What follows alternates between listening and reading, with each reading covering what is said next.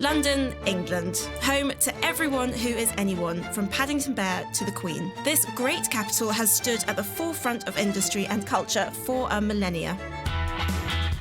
Best known for our dry wit and wet weather, it is really the people and history of London that make this city so great. We're bringing you a comprehensive guide of all things to see and do in London. From food and drink to unique local attractions, follow us on a journey through this capital steeped in history and discover the hidden wonders of this magnificent city. This is Discover London.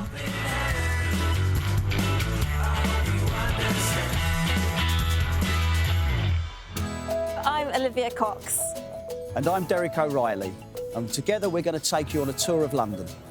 Today we're going to visit some fascinating places in the area of Holborn and Bloomsbury, an area that contains some of London's finest squares and buildings.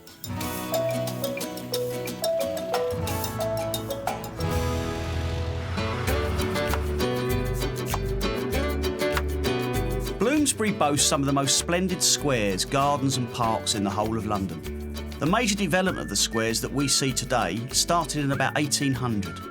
The 5th Duke of Bedford removed Bedford House and developed land to the north, with Russell Square at its centrepiece. Most of the square's gardens are open to the general public. These blooming and charming pockets of green spaces are steeped in history and are closely associated with philanthropists, intellectuals, writers, artists, bohemians, freethinkers and radicals. Today I'm meeting an old friend who has an interest in antiques, and we are going to explore the London silver vaults. Silver's still a great thing. It's one of our most precious metals. It's one of our most important industries. The reason why people buy British silver is because we introduced a hallmarking system that was effectively the first customer guarantee system anywhere in the world. And working in silver, you naturally gravitate towards the silver vaults because this is the hub of all of the things that, we do in this business. What hit me when I first came was the selection. Having been in the antique business most of my life, I couldn't believe how vast it was. The London Silver Vaults is the largest stock of silver anywhere in the world. We get inquiries for everything.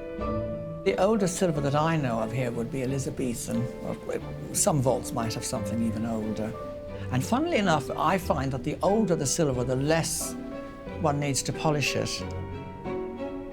Can you just tell me a little bit about this piece, please? Well, this is the oldest piece in the shop. It's from the time of Queen Anne, 1705, over 300 years old. And it's a little porridge bowl or soup bowl. And it is Britannia Standard silver. And instead of having the lion, it has Britannia with her standard on the hallmarks. Take a look. I think it's beautiful, and I'd rather like to have a pair. I'm afraid I can't help you there because it's a one-off. Oh, so if we bought that, that would be it? There wouldn't be anywhere else to find another one? Then I must have it. You couldn't go sort of trekking around Chile, you couldn't sort of buy a new BMW. People spent money on houses, furniture, paintings, silver, servants. Here we've got place settings to demonstrate the last 300 years of silver design. OK. Joel, can I ask you a question? Do you have a favourite? If I said to you now to sit at this table, where would you sit? Gosh, truly I'd want to do that occasionally. That would be your favourite? For fun, yes. I think that would be for me as well, I have to say. I've been here now for 36, 37 years. And what made you go into this business? Well, I've always been attracted. I always find it's a lovely, interesting, fascinating business. You're always learning, and one meets interesting people as well. No 2 days are the same, and I really love coming to work because I never know who I'm going to meet. We get a lot of quite famous film stars, people you see, celebrities in the paper, some very famous actors. And as a royal watcher, it's heaven. With old silver, how that's made is it's hammered out of one sheet of metal by hand. And when later on in the 20th century, they used to use a lot of spinning on machines. And of course, you can get the same sort of look, but the hammering of a metal makes the metal hard. Silver was expensive in the 18th century because of the metal, and the labour was cheap. Right. Nowadays, the metal in that would be, say, £150, but the labour involved would be 6 times the price. We do get a lot of tourists down here. They want to come and see a lot of fabulous things in one place, but a lot of people do come down to buy significant presents. I always say to people, I don't sell investment jewellery, I sell pleasure. And if somebody can get pleasure from the piece of jewellery which we have, I'm happy. Russell Square was built in the 18th century. The square is named after the Russells, who are the Earls and Dukes of Bedford and are the largest landowners in Bloomsbury. It is perhaps the most famous square in Bloomsbury, and the street lamps around the square carry the Bedford family coat of arms. Nowadays, the northwest corners of the square are largely occupied by the University of London, while the Grand Russell Hotel, built in 1898, dominates the eastern side. The square is also home to only one of 13 cabman shelters remaining in London. A short walk away is the British Museum and the Brutalist Grade 2 listed Brunswick Centre. The square was re-landscaped in 2002 and now contains fountains, gardens and a tea room, providing a renowned sense of calm within the thriving city.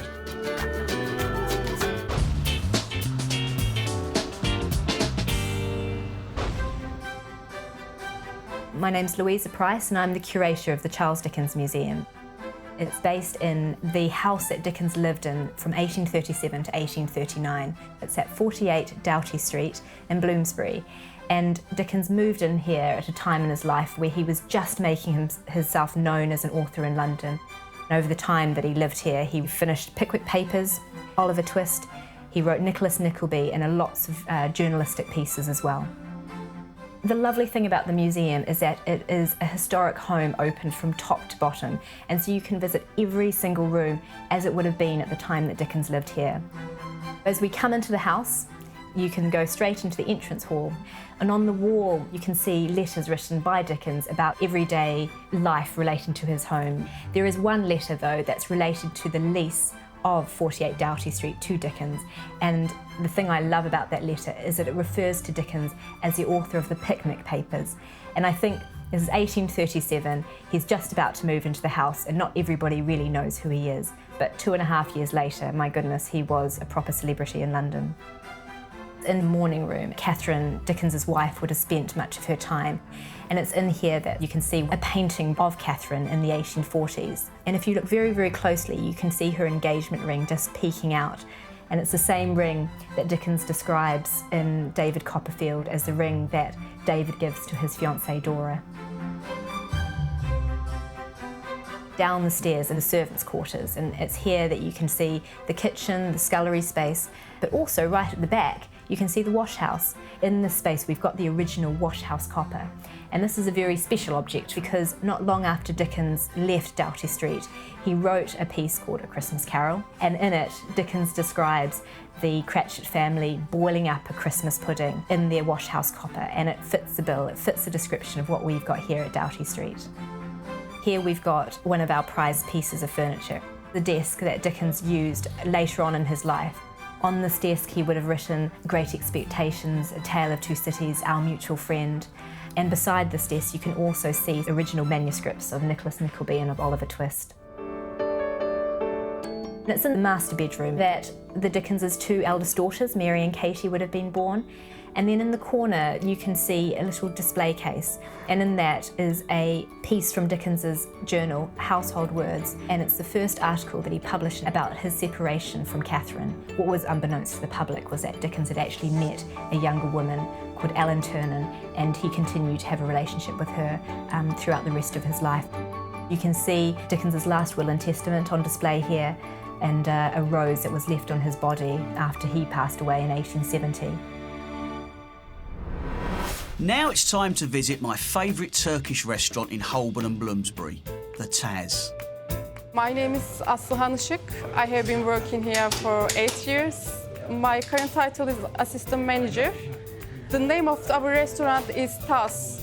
Tas is our traditional cooking pot used to prepare casserole dishes. Our first restaurant was opened in 1999 in Waterloo by Mr. Önder Şahan. Today we have 2 cafes, 3 bars and 8 restaurants. All of them are located in the centre of London. Restaurant is designed Turkish style. In summertime we open outside as well. We serve Anatolian food. Food is prepared daily with fresh organic ingredients. On our menu, we have a range of meals such as grilled dishes, homemade casseroles, seafood option, and more than 30 different meze dishes. Our grilled meats are most popular dishes on the menu. As you know, Turkey's reputation for serving delicious kebabs.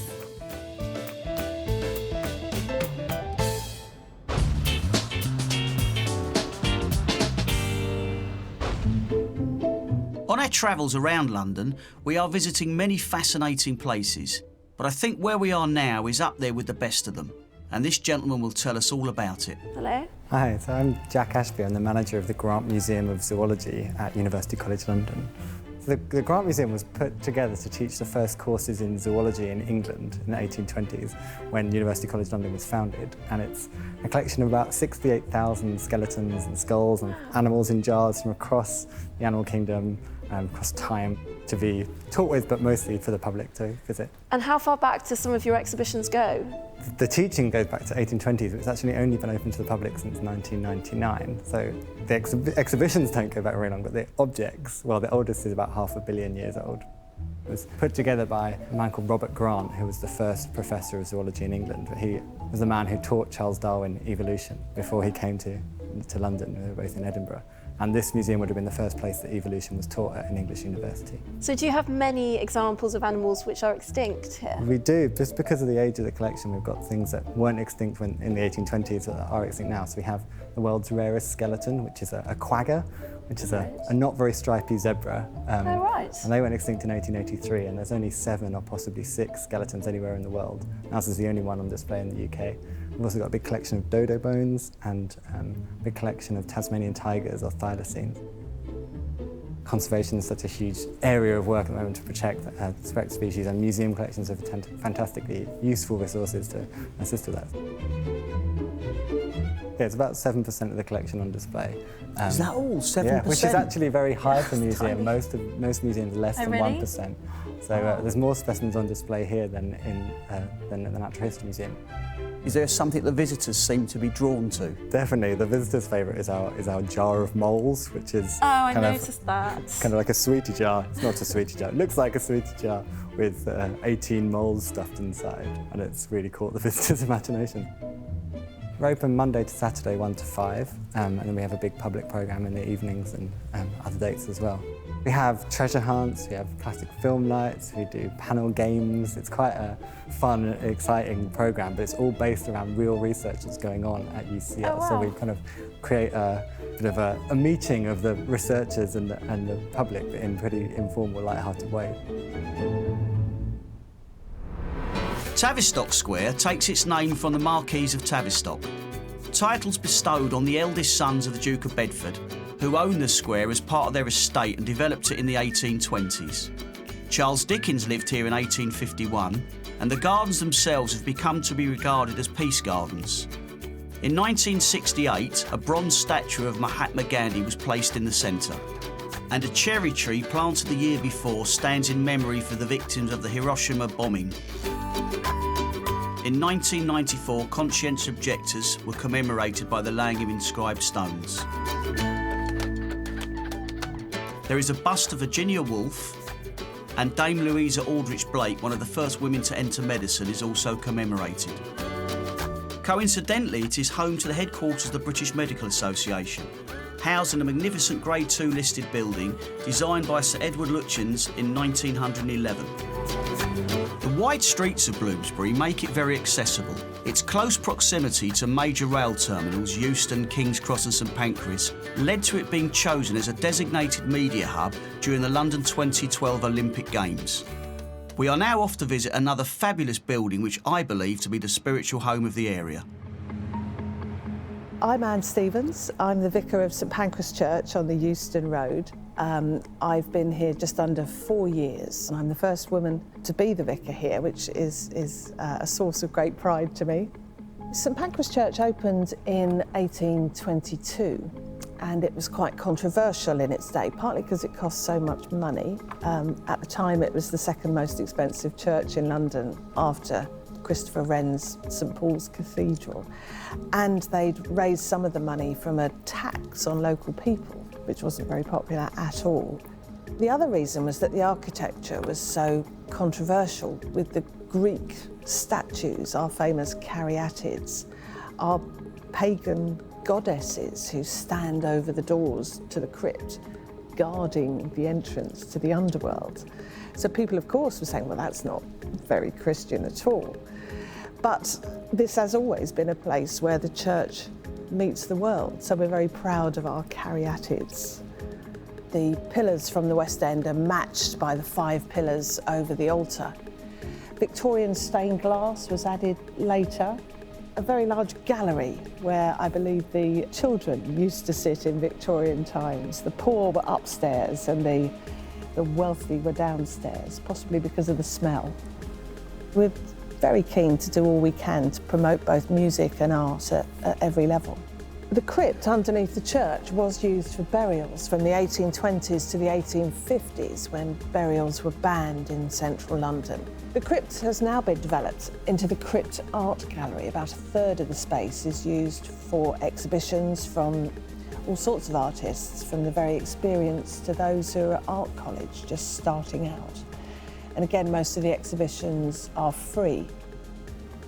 I think St Pancras Church is a flagship church for liberal Anglican values here in central London.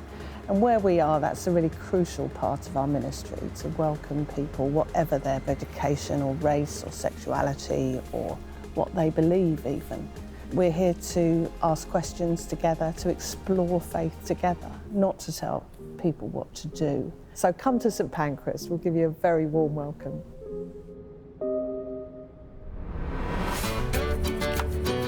Bloomsbury was one of the earliest of London's squares, developed in the late 17th century by the 4th Earl of Southampton for the wealthy upper classes.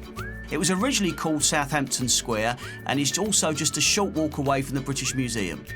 It is perhaps most famously associated with the Bloomsbury set, who were an influential group of associated English writers, intellectuals, philosophers and artists. In the gardens of the square is a statue of Charles James Fox, the former parliamentarian. And the main inhabitants these days are commercial, including the famous Le Cordon Bleu School of Cookery. Bonjour, welcome to the Cordon Bleu. My name is Chef Eric, I'm head of cuisine. The Cordon Bleu has a very rich history. We actually last year celebrated our 120 years. It started as a magazine, with Marc Distel, and he obviously grew into a school over the years. Currently, this is our new premises in Bloomsbury. We have been there since 2012. I've been here myself working for the Cordon Bleu 10 years, so I've seen the transformation from the old school to the new school. We obviously surrounded by beautiful buildings, and it's a beautiful area. We are many teachers teaching here. Each of them has probably 20 to 30 years of experience, so this is all given to the students. As you can see next to us, we have a basic class which is currently running. So they've just started only a few weeks ago, and they're already on the, looks like, preparation of chickens.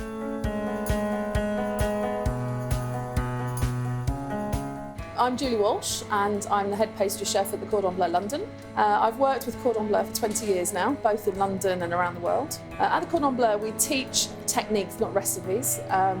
We are very traditional in our methods. We show students by demonstration and then we let them practice and repeat until they are proficient at the technique. Once you know a technique, you can apply it to many recipes. The recipe changes from location to location, the technique never does. We have many one-day courses aimed at specific techniques. So, for example, you could come in and learn viennoiserie, how to make croissant and Danish pastries. You could come in and learn how to work with chocolate, or even how to make macaron.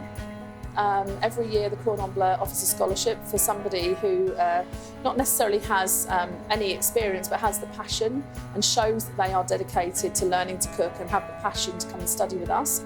A lucky winner, basically, will be able to go out with a top price, which is basically 15 months accommodation and the tuition, and obviously at the Cordon Bleu. It's worth in excess of £30,000. It really does change people's lives. It's a fantastic opportunity. This is about as good as it gets in terms of culinary education facilities.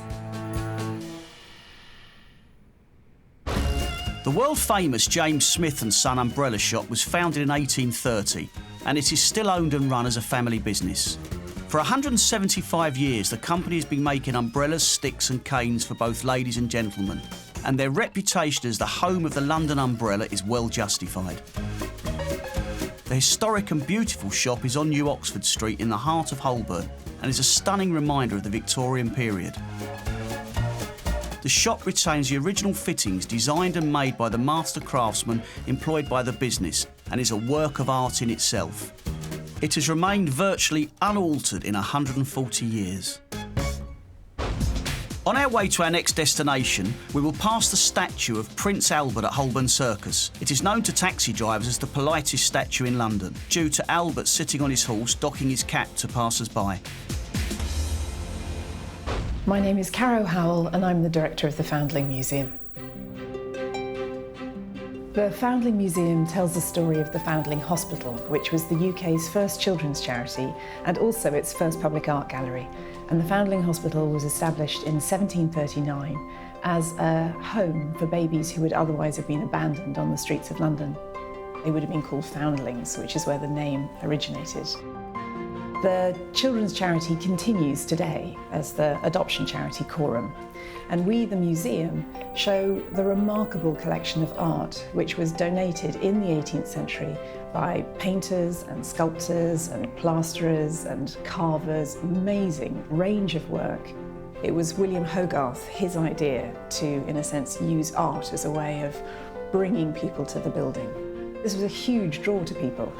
So the art that lines the wall are by some of the great artists of the 18th century. So you have 21-year-old Thomas Gainsborough, Joshua Reynolds, Thomas Hudson, Alan Ramsey. It's really the beginnings of the British art world as we understand it today. We also show an extraordinary collection of archive objects from the 18th century that tell the story of the life of the hospital and the foundlings themselves. And amongst these are tiny little everyday objects that mothers left with their babies as a way of identifying them because their names were changed when they came into the hospital. So she would leave with her children something as simple as a nut, little bits of jewellery, a pot of rouge, a spyglass.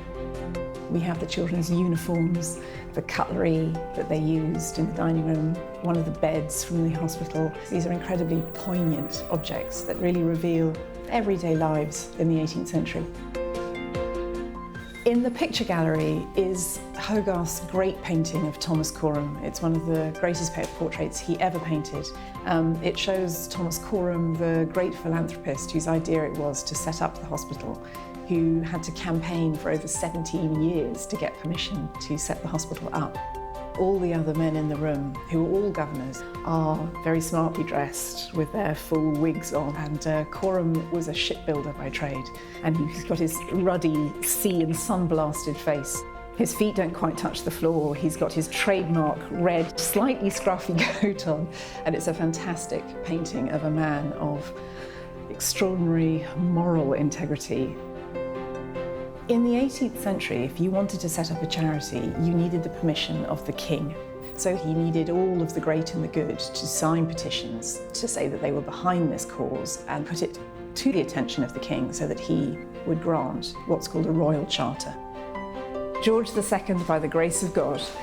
And if you look at the portrait of Thomas Coram upstairs in the picture gallery, this is what he's holding in his hand. The charter is on the table and he's holding in his hand the Great Seal. And it's a wonderful testament to 17 years of campaigning, to not giving up, to eventually getting public opinion behind you.